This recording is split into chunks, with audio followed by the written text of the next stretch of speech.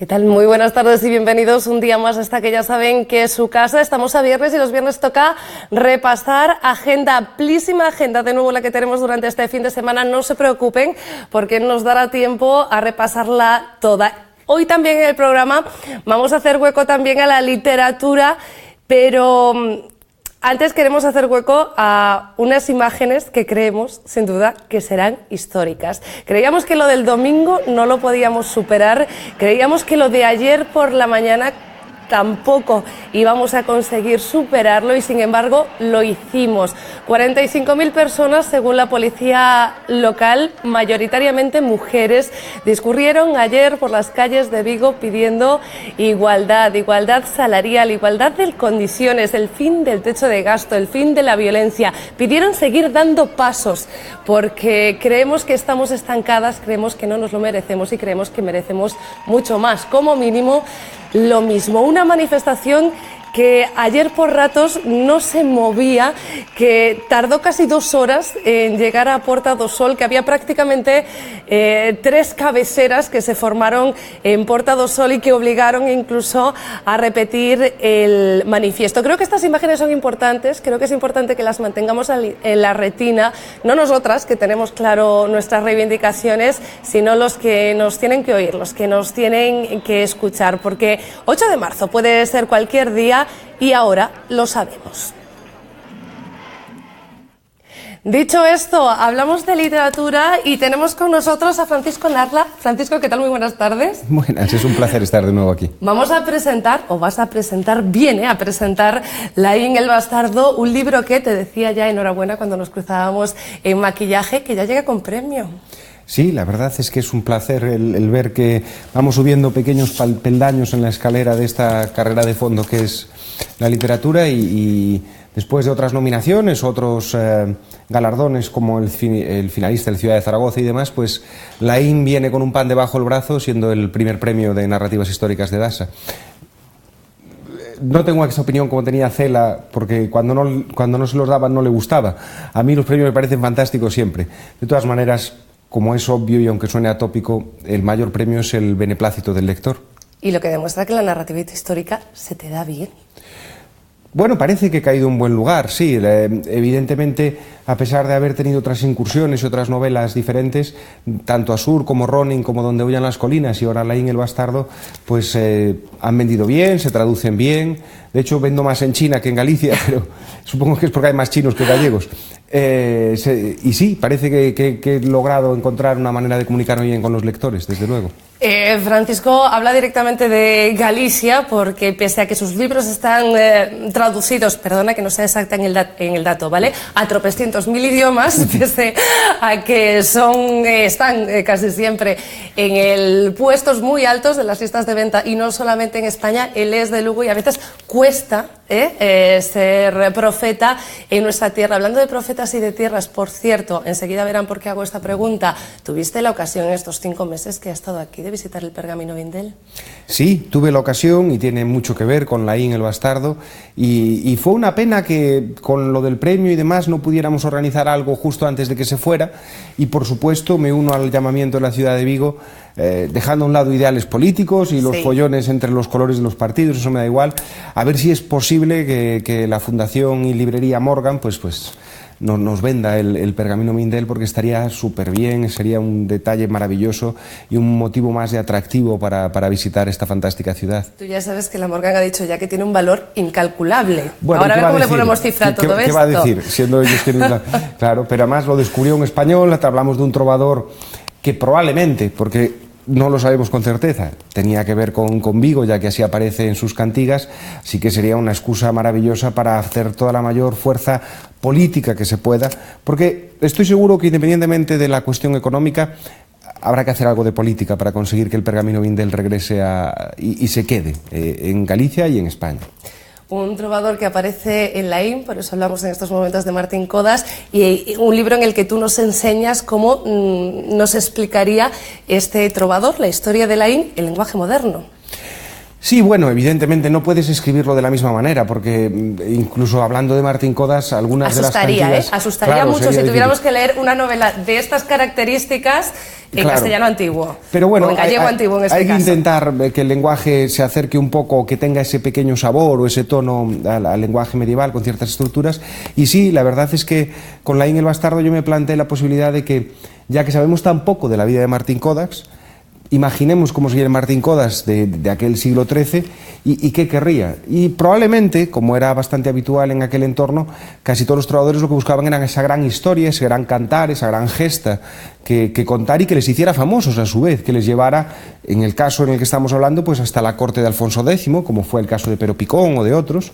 Y en ese ambiente yo imagino que Martín Codas deambula por el mundo después de haber escapado de Vigo por un lío de cuernos, porque lo convierto un poco en un pícaro, y se topa con la historia de Laín y porfía e insiste hasta que consigue contarla para descubrirnos la historia del hijo de un noble gallego, porque como siempre Galicia es capital en mis novelas, que irá hasta Tierra Santa a recuperar a su padre perdido. Un libro de historia que muchas veces, sobre todo cuando hablamos de un héroe, implica aventura e implica viaje también, porque recorres medio mundo a través de las páginas de este libro. Sí, como siempre intento presentar detalles curiosos de la historia que son poco conocidos, y los gallegos tuvimos participaciones en las cruzadas, y hay datos que sabemos que cuando se produjo la llamada del rey Teobaldo de Navarra, hubo varios nobles gallegos que acudieron y, como adelantábamos hace un poquito, pues se perdieron en los desiertos de Judea. Según el historiador y según los estudios, entre 30, 40, 50, bueno, una serie de nobles gallegos quedaron perdidos en los desiertos de Judea. Laín, hijo bastardo de uno de estos nobles, decide ir hasta Judea a buscar a su padre, a rescatarlo, para ganarse ese lugar de honor dentro del cariño y del amor de su padre, y finalmente eso se complicará, tendrá que atravesar la península arábiga, conocerá las grandes explotaciones perlíferas, y tanto se va a complicar la cosa que después de darle un pequeño toque con los Hasashin, tan conocidos a través de videojuegos y películas, pero que tienen un hecho real, acabará en las, justo en lo que hoy sería la frontera de China. Llegará al imperio mongol de Gengis Khan. Francisco, ¿cómo hubiera sido vivir en la Galicia del siglo XIII, ahora que tú la tienes muy fresca, después de toda la investigación que ha implicado tener que escribir este libro? Bueno, es muy diferente, es difícil hacerse una composición de lugar, porque hay cosas que nos parecen complicadas, como por ejemplo viajes así tan largos o demás, y no lo eran tanto. Recordemos que la primera escritora gallega de la que tenemos conciencia, de la que sabemos algo, es Egeria, la monja Egeria, que ya en el siglo IV fue hasta Jerusalén, volvió y lo dejó escrito en un diario. Había un movimiento mucho mayor del que nos parece. En las reliquias del apóstol, o en el manto del apóstol, por ejemplo, en Santiago de Compostela, había piedras preciosas y entre ellas perlas que no salían ni del Miño ni del Ulla, salían de Oriente. Había un comercio importante, un trasiego de personas y mercancías mayor del que nos pueda parecer. Sin embargo, hay otros aspectos que fueron tan lamentables con los que podamos imaginar. La vida, especialmente para los plebeyos y villanos, era muy dura. Estamos hablando de un sistema feudal, era muy complejo. Como mucho tenías una parte de las tierras que labrabas para salir adelante, y el día a día lo único que contemplaba era el trabajo de sol a sol. No debía ser una vida fácil, a excepción de para unos pocos, desde luego. Había héroes, porque bueno, cuando la vida es complicada es más fácil que destaquen determinados héroes. Quizá por eso Martín Codas también en tu libro se empeñó en contar esa historia. ¿Qué historia contaría de la actualidad si tuviera que elegir alguna, si de repente tuviéramos ese trovador de la Edad Media hoy en el siglo XXI? Bueno, sin duda el espíritu del trovador se asemeja bastante al del novelista actual, en el sentido de que ellos buscaban esas grandes historias. En muchos casos eran reales, o tenían un trasfondo real, como el Cantar del Mío Cid. En otros buscaban darle un espejo, una imagen a la que reflejarse a los reyes, como por ejemplo, y hablando de Galicia tenemos que hablar de Martín Dumio. Intentaban que los gobernantes pudieran inspirarse en una lectura que les permitiera saber cómo deberían gobernar y cómo hacer las cosas bien. La figura de Alejandro Magno era siempre omnipresente. De tal manera que lo hacían de la manera en la que tenían en aquel entonces. No había distribución de libros, no había televisión, no había radio. Esos poemas que eran fáciles de memorizar, fáciles de recordar y que iban viajando fácilmente de boca en boca a través de juglares y trovadores, no dejaban de ser historias. Así que yo creo que sería una mezcla entre cronista, reportero y novelista. Bueno, tenemos ya una parte de Martín Kodax o las dos mitades aquí sentados en el plató. Por cierto, que lo hablábamos también antes, yo creo que la primera vez que trajimos a este plató abierto a Francisco Narla, que Francisco vino a presentar un libro, fue en el 2015, cuando representaba Caja Negra, un libro que, lejos de hablar de historia, parecía ser profético, porque lo escribías antes de los acontecimientos del 11S, y en él, bueno, pues relatabas una situación muy similar a la que tuvimos que vivir después. Sin embargo, después de profetizar, has decidido volver al pasado. ¿Tienes miedo de escribir una novela moderna? No vaya a ser que se vuelva a cumplir algo parecido. No, desde luego, con Caja Negra y el hecho de que el piloto fuera el que acabara estrellando el avión, no había ninguna intención mayor que encarcelar en papel una pesadilla. Yo imaginé algo terrible y acabó sucediendo y bueno, ¿qué le vamos a hacer? Pero yo la escribí originalmente mucho antes y después de Caja Negra yo había escrito otras novelas históricas que me habían abierto un hueco en el mercado y bueno, como se trata de pagar facturas y los garbanzos llegan a la mesa gracias a los lectores, si en ese hueco de la novela histórica he encontrado un lugar donde consigo pues traducciones, relevancia y llegar a buenos lugares en las listas de ventas, pues yo no soy de aquellos que pretende pelearse con el mundo. Estoy encantado, como escritor siempre he dicho que hay que ser honesto a la hora de escribir aquello que te gustaría encontrar en las librerías a ti mismo. La novela histórica me encanta y bueno, mientras el público me siga aceptando, seguiré haciéndolo lo mejor que pueda. La novela histórica lo que sí que implica es una labor de estudio y de preparación, entiendo yo, que muy superior a, bueno, otra historia de ficción o otra novela pues basada en otros hechos y en circunstancias que conocemos. Y sin embargo, apenas pasan los años, pero pasan también los libros. ¿Cómo lo consigues? ¿Cómo consigues sacar novelas que implican este estudio y esta implicación, trabajando todavía y en tan corto espacio de tiempo? Bueno, no tiene ningún misterio, es trabajar, dedicarle horas, nada más. Como dice Stephen King, hay que tener la perseverancia y la constancia de trabajar un poco todos los días. En el sentido de las históricas, es verdad que a veces la documentación puede ser un poco más compleja, sobre todo porque uno puede viajar al Jerusalén del siglo XXI, pero no al del siglo XIII. Entonces, cuando lo quieres representar, no solo se trata de que conozcas un poco la ciudad, sino profundamente su historia. Y es fácil meter la pata con ciertas cosas y, además, no se puede decepcionar al lector, que son los jefes, pagamos las facturas gracias a ellos, como decía antes. Entonces, hay que hacer un trabajo muy duro, pero no tiene más secreto que la constancia, nada más, dedicarle muchas horas. ¿En qué estás trabajando ya? ¿A qué dedicas tus horas ahora mismo? Bueno, ahora mismo con lo del premio y la campaña de promoción que se está haciendo, no hay para más. No tengo para más, o sea, porque salgo una entrevista y me meto en la siguiente y voy de una ciudad a la que viene y me toca Madrid, Bilbao, Sevilla, tengo mucho que hacer en este aspecto, pero bueno, sí, por supuesto hay dos novelas en el cajón, ahí preparadas y trabajando en ellas. Galicia, como siempre, tendrá importancia y buscaremos descubrir de nuevo, igual que con Asur pasamos por esos vikingos poco conocidos en Galicia, o por Ronin, aquella curiosísima embajada japonesa que llegó en el siglo XVII a España, pues con las nuevas intentaremos reivindicar un poco de esa historia poco conocida y con Galicia como protagonista siempre. Bueno, esto tenemos mucho protagonismo de Santiago en esta novela. En una de las siguientes queremos ver también queremos también venir a Vigo. ¿Qué te parece? Bueno, hay bastantes menciones a Vigo en la IN, porque con el pasado siempre pedimos más, pero tú no lo sabías. ¿Nos has visto ayer en la calle? En Vigo siempre pedimos más. Haremos lo posible. Francisco, muchísimas gracias. Por cierto, presentas esta tarde, ¿a qué hora aquí en Vigo? A las 8 en el Club Faro de Vigo, y será un placer acompañar un poquito a los vigueses, hablando un poco de estos misterios de la vida de Martín Kodax. Pues a las 8 de esta tarde en el Auditorio del Arenal. Francisco Narla, muchísimas gracias, como siempre un placer. Esta es una de nuestras primeras citas de la agenda, cita literaria, pero saben que sobre todo a continuación nos centraremos en la música y en el teatro. SES actúa hoy en el Mar de Vigo. Entradas agotadas ya para presentar la revisión de su primer álbum, Readmirando a Condición. Fai testamento que a collos lamentos se anima a olvidar, infectada de sangue usureiro, caciques modernos, mecenas do mal. Carmina Burana y Requiem es la oferta de la Fundación con la Orquesta Sinfónica y el Coro Estatales Ucranianos a las 8:30 de esta tarde desde los 27 euros.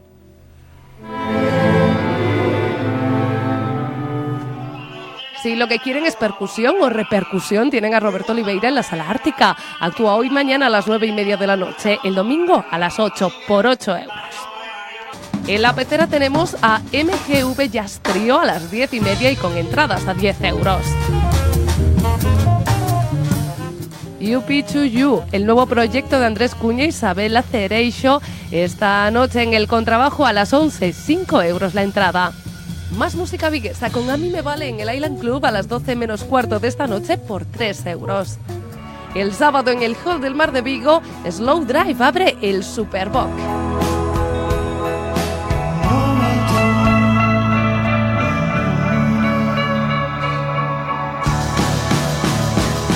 Un festival 2 días, 10 salas y más de 20 bandas. Así se presenta en Vigo el Superboc Underfest, que llegará los próximos días 23 y 24 de marzo. Un evento diferente que promueve la cultura local y da al público la oportunidad de pasar por varios espacios y conciertos. La música alternativa tiene sido algo que estamos desarrollando en Portugal hace casi 24 años y estamos aquí intentando hacer un mismo camino en Galicia, apoyando parceros locales, bandas locales y intentando hacer algo relevante para las personas de Vigo. Estamos trabajando con parceros como Suite Nocturna y Ritmos de Portugal y de Vigo. Estamos sobre todo intentando hacer algo relevante para la ciudad. Desde Benjamin Clementine, pasando por Australian Blonde, Miles Sanko, Rex the Dog, Slow Dive y Basanta. Así hasta 20 que actuarán en el Hall de Mar de Vigo, Salamondo, Bogambo, La Iguana. Este sábado, concierto inaugural. Hablamos de Benjamin Clementine, es el cabeza de cartel que el año pasado dio un concierto en Paredes de Cora para más de 25.000 personas. Para ver un poco el estatus de grupo que estamos hablando. Toca solo en capitales europeas y Vigo va a ser una de las ciudades que acoja esa gira. Y más de 20 artistas, lo que supone a nivel logístico por toda la ciudad, que dará ese apoyo a todas las salas de la ciudad, ese tejido cultural, con grupos de Vigo apoyando, también participando en el festival y grupos portugueses, aparte de los internacionales. El abono del Superboc Underfest tiene un precio de 30 euros y las entradas ya están a la venta en ataquilla.com. El sábado en La Iguana de Restilos, que llegan desde Edimburgo con música beat y garage, entre los 12 y los 15 euros. En La Fábrica a las 9, Lágrimas de Sangre por 8 euros y con mucho rap combativo. Que endurecieron sus almas curtidas. Y seguimos el sábado en La Pecera con rock y country, con Family Folks y Deep Boost a partir de las 10 por 8 euros.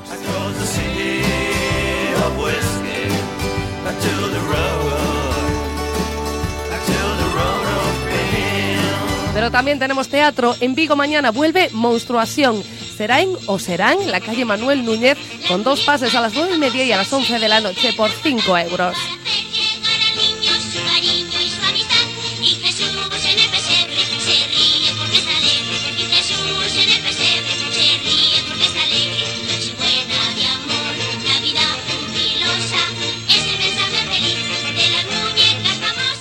En Tui con O Rei More de Salabela Teatro, en el área panorámica a las 9:30 de este sábado, entre los 4 y los 6 euros.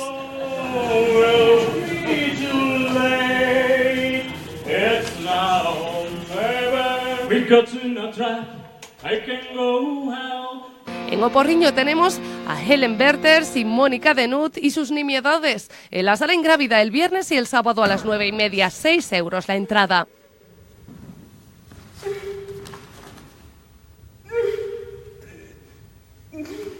Y en Vigo, sábado y domingo, en el Salesianos Borisca, festival infantil que recala en la ciudad en su gira estatal para cantar, bailar y jugar. El sábado a las 6:30 de la tarde, entre los 8 y los 10 euros. El domingo con sesión matinal a las 12 y vespertina a las 5:30. Y también para niños, y como hoy hablamos de literatura, Libros para Soñar dedica la sesión de hoy viernes a las 6:30 a contos en femenino por motivo del Día Mundial de la Mujer.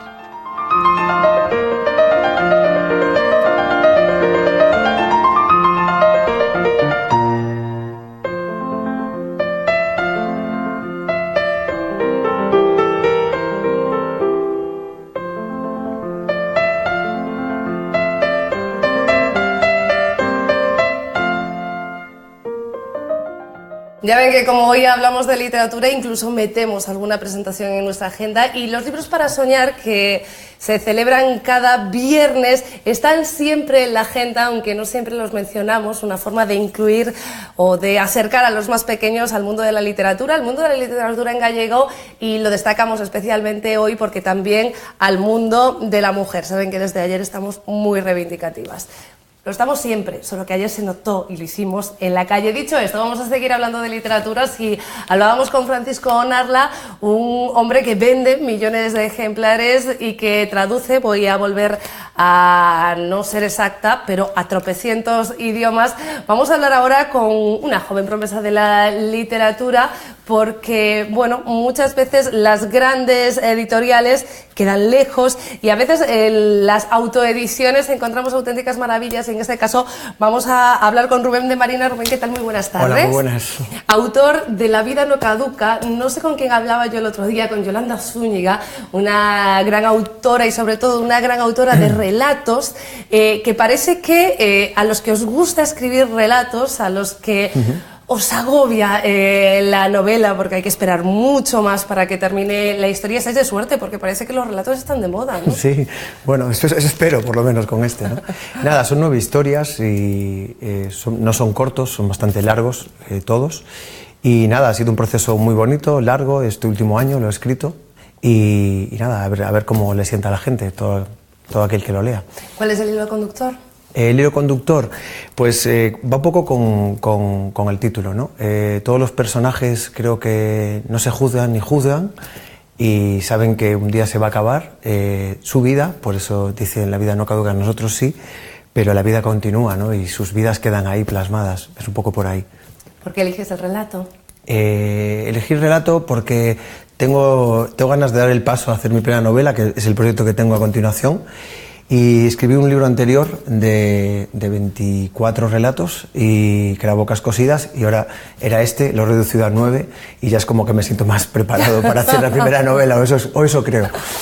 O sea, que es cuestión de preparación, ¿no? Sí, Parece bueno, que ha sido como un proceso, y igual que me pasó con el teatro. Esto es como el cortometraje, largometraje, sí, ¿no? Aunque el cortometraje está de moda también, ¿no? Y parece que muchos directores después de hacer sus largos vuelven al formato más pequeño. Yo creo que lo que es bueno, está bien hecho, da igual el tamaño, ¿no? Pero evidentemente a mí me pasó no sé, desde niño escribía poesías, después pasé a relatos muy pequeños y después en Madrid me solté con escribir teatro. Y el teatro me ayudó a soltarme a escribir relatos largos. Bueno, teatro entre otras cosas porque estaba acorde a tu formación, bueno, aunque no siempre acabamos en lo que estudiamos. No, sí es cierto que siempre has estado muy unido al mundo de la literatura, al mundo de la cultura, y de ahí no te mueves, ¿no? No, bueno, es decir, es una inquietud personal que tengo desde chaval. Y estudié en Madrid, tuve una maestra, Fernanda Mistral, que me abrió un poco todas las paredes que tenía ahí bloqueadas para soltarme, para no tener miedo y aparte de arriesgar, que ya se sabe, ¿no? Si no arriesgas y te atreves no hay forma de saber lo que tienes dentro. Y después nada, lo he combinado siempre con trabajos, yo he trabajado toda mi vida en todo tipo de cosas, vamos. Mira, lo hablábamos hace un ratito con Francisco Onarla, él hace muchos años que vende muchos libros, de hecho seguramente es uno de los autores españoles, uno de los autores gallegos que podría perfectamente vivir de la literatura, pero él no deja de volar, el spoiloto de Vueling, porque, bueno, nos decía que hay que tener siempre algo a mano, porque con la cultura nunca sabes lo que va a ocurrir, ¿no? Nunca sabes. No, y aparte, bueno, que afortunado poder ver el mundo desde ahí arriba, desde las nubes. Pero, no, digo que es normal. Yo creo que hay algo que, sacando los mega escritores internacionales, la gran mayoría sabes que los pies tienes que tenerlos en la tierra, ¿no? Porque en cualquier momento, oye, pues un libro no funciona, tu editorial puede cerrar o te dice adiós y puede cambiar. En este caso no es eso, porque la editorial es Carolina Cominges y Quimarams, perdón, Cominges dije, y de repente es una chica que conocí haciendo un proyecto de una antiguía, le gustó cómo escribía, de repente pasamos a hacerla, le propuse que iba a sacar este libro, me ayudó y mira tú, hoy en día está aquí por ella, vamos, básicamente. ¿Qué esperas todavía que te dé este libro? Porque está como quien dice recién salido del horno. Pues sí, tiene desde el sábado, lo hemos presentado, ahora lo tenemos pues a la venta en Amazon y en Vigo lo tenemos en en Librouro, en Madrid lo vamos a tener en una librería que no sabemos concretamente, lo presentamos el 5 de abril, en Madrid en el Hotel de las Letras, en Gran Vía. Y nada, a ver qué camino tiene. Funciona un poco boca a boca porque a veces te puede ayudar pues cosas como hoy, ¿no? La prensa, pero bueno, funciona un poco a ver cómo la gente habla de él. Marcos, una cosa más, que es la Antiguía. La Antiguía es un proyecto que Carolina me habló de él para que le presentara para que hiciera una Antiguía sobre Vigo, ¿no? Y que mostrara a Vigo desde otro punto de vista. Yo les hice una propuesta que era que Vigo hablara en primera persona, contara toda su historia, desde que era una aldeíta hasta lo que es hoy en día y toda su área metropolitana, y les gustó mucho, fue hacia adelante y el proyecto está ahí a punto de salir. A ver, falta un poquito y hay gente colaborando muy buena. Queremos decir que el proyecto está ahí a punto de salir, está escrito, está elaborado, estamos editando y de nuevo metiendo en el horno y esperar a que cueza bien, ¿no? Esperemos que este año pueda salir adelante. La verdad es que todo ha sido colaboraciones, como pasó con mi libro, en el que hay 10 fotógrafos que dejan 10 fotografías por cada historia, o Marcos Puijinger, que es un artista local que me hizo la portada y contraportada. Al final nos vamos tirando unos de otros para hacer colaboraciones y que queden redondos los proyectos. Más allá de este libro, de la vida que no caduca, y como no caduca la historia de Vigo, yo ya estoy pensando en esa Antiguía, cuéntame, ¿va a ser para aquellos turistas que vengan y que puedan ver la ciudad a través de su historia y conocer nuestros monumentos, nuestra costa, etcétera, etcétera, o para los que estamos tan acostumbrados a verla que ya no la miramos? No, es un poco en la combinación, yo creo que Vigo, su situación geográfica le provoca tener una historia tan potente, ¿no? que es un descubrimiento para los que son de aquí y es un descubrimiento para el que venga de fuera, que ya se la puede imaginar por su situación, pero hay tantas historias y tantos personajes que han pasado por aquí, tantas historias caóticas que tuvo la ciudad y que hoy en día pues ha resurgido y está mucho mejor que nunca, pues entonces es un proyecto muy bonito, eso espero. Rubén, esperamos ese proyecto, ya lo conoceremos. De momento nos quedamos con La vida no caduca, ya lo saben ustedes, en Librouro, y ya nos veremos en la próxima ocasión. Muchísimas gracias. Muchísimas gracias a vosotros. Y ustedes, no se me muevan, o sí, porque por delante tienen el fin de semana y una amplia agenda que ya les hemos contado. Lo que quiero es que estén ahí al otro lado la próxima semana, como siempre, de martes a viernes, entre las 2:30 y las 3. Lo que es, nosotros nos vamos a disfrutar de este fin de semana. Un beso.